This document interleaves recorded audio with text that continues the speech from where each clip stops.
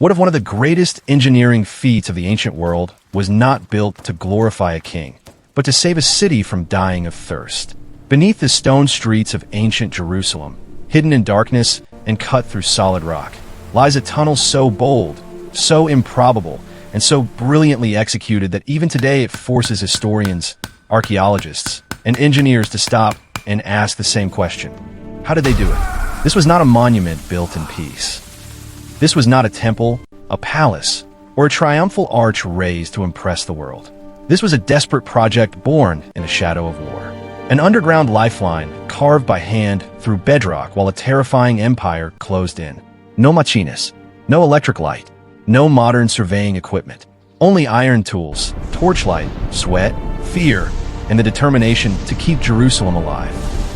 This is the story of Hezekiah's Tunnel, the hidden passage beneath Jerusalem that may well be the greatest engineering feat of the 8th century before Christ.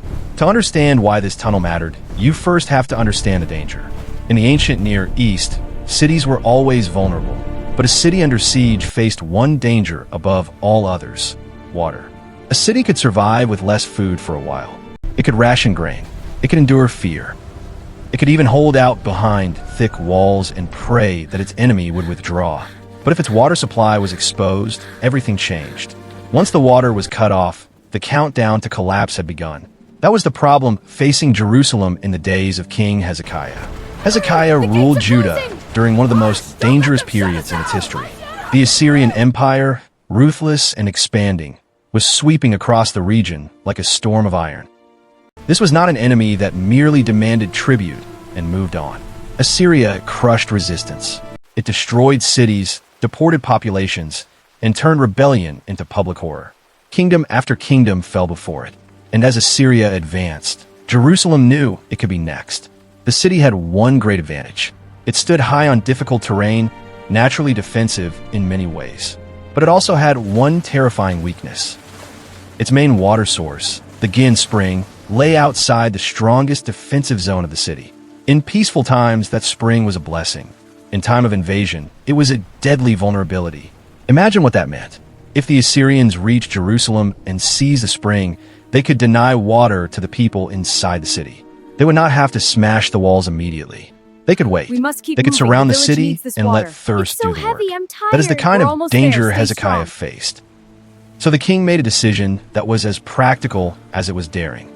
If Jerusalem's water could not be safely reached outside the city, then it would have to be brought inside. Hidden, protected, secured beneath stone. That decision would lead to one of the most astonishing engineering undertakings of the biblical world. Picture the scene.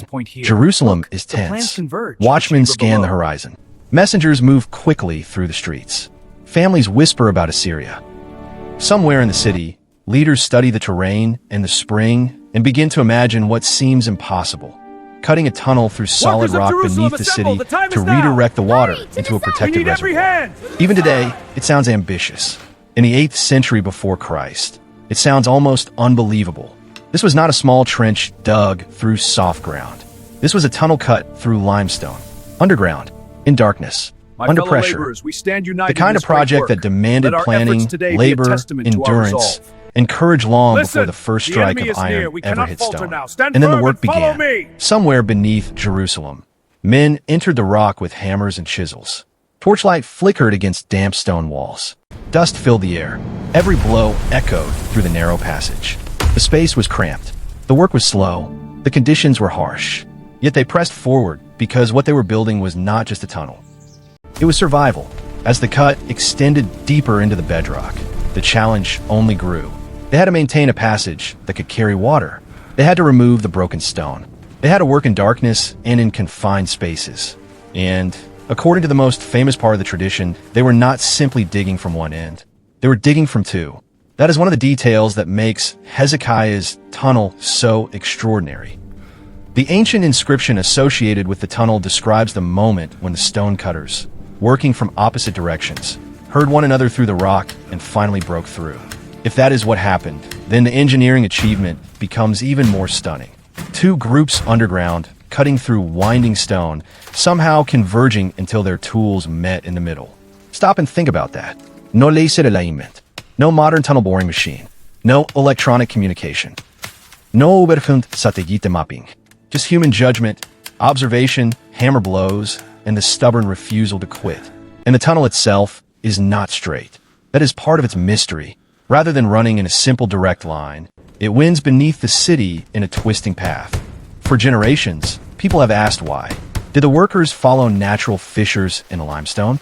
Did they respond to the shape of the terrain? Were they listening for each other through the rock and adjusting course as they went? Or was the path determined by the geological realities hidden below the surface? Whatever the exact explanation, the result remains remarkable.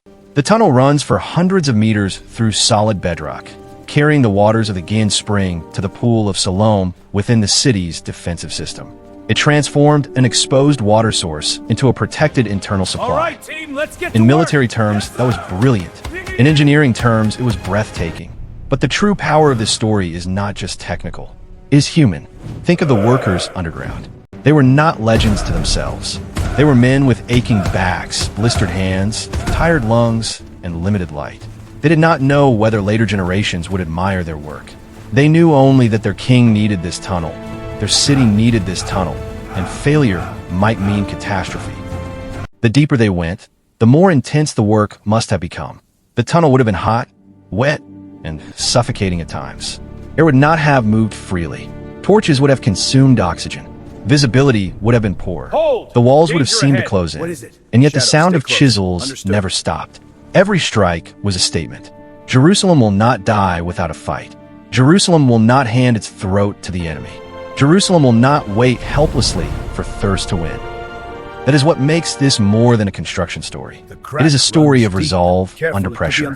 King Hezekiah himself is remembered in the biblical record as a ruler who prepared Jerusalem for danger. He fortified the city. He took practical measures. He acted before the crisis reached its fullest force. And in that sense, the tunnel becomes a symbol of his leadership. He did not merely hope the threat would disappear. He prepared. He planned. He turned wisdom into action. There's something deeply compelling about that. In many ancient stories, kings are remembered for battles, speeches, or monuments.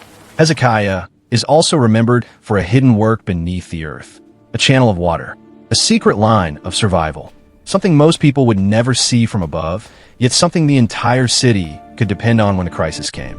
And then comes the moment that gives this story its pulse. Imagine the workers deep underground after weeks or months of labor.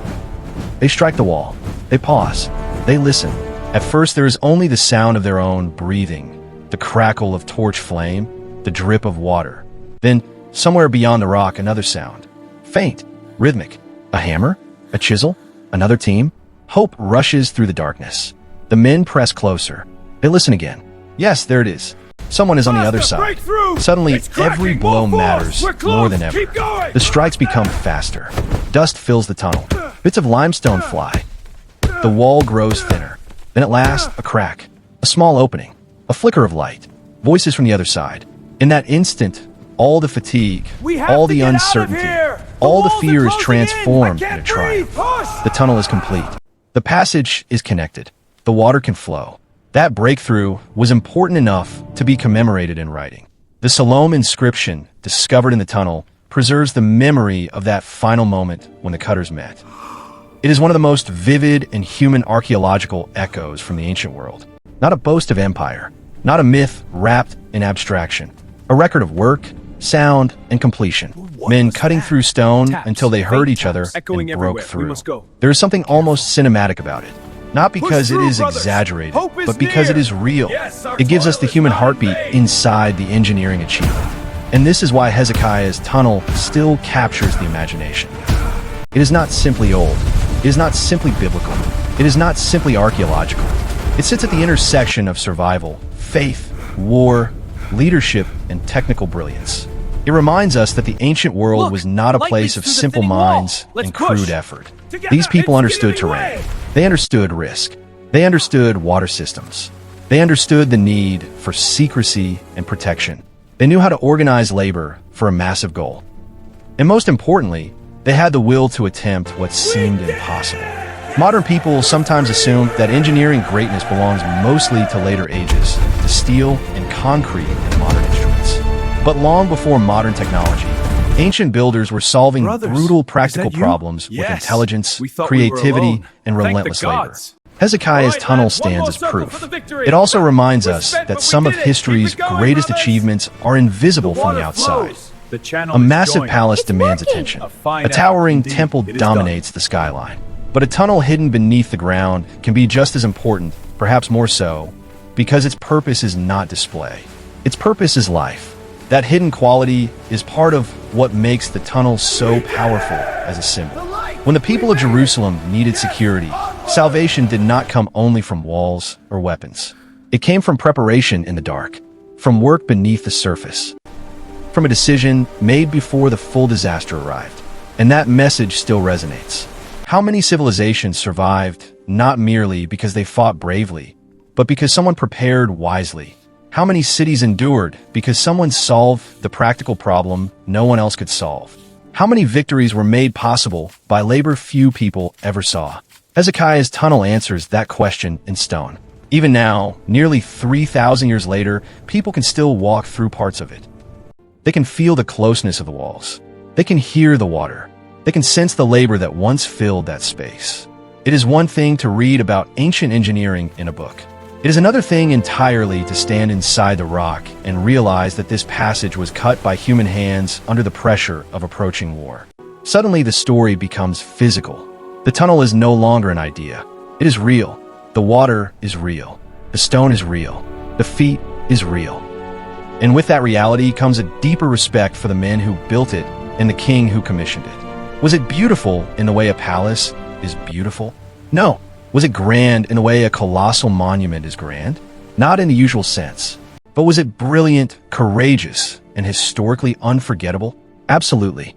Because true engineering is not just about scale. It is about solving the right problem at the right time in the right way. And Hezekiah's tunnel did exactly that. It took a city's greatest weakness and transformed it into a hidden strength.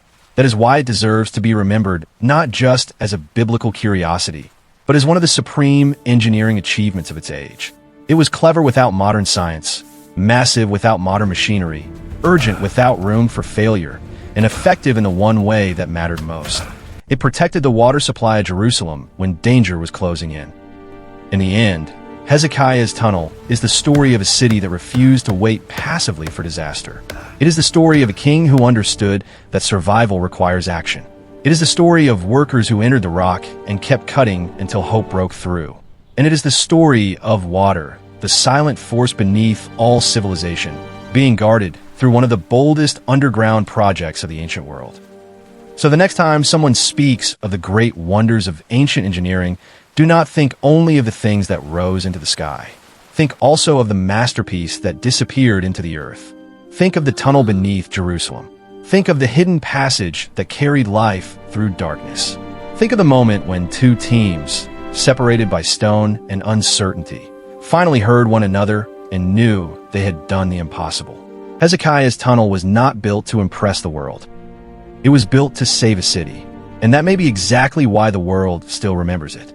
If you enjoyed this journey into one of the most astonishing feats of biblical engineering and ancient survival, make sure you subscribe, because there are many more hidden stories beneath the surface of scripture and history that deserve to be brought into the light.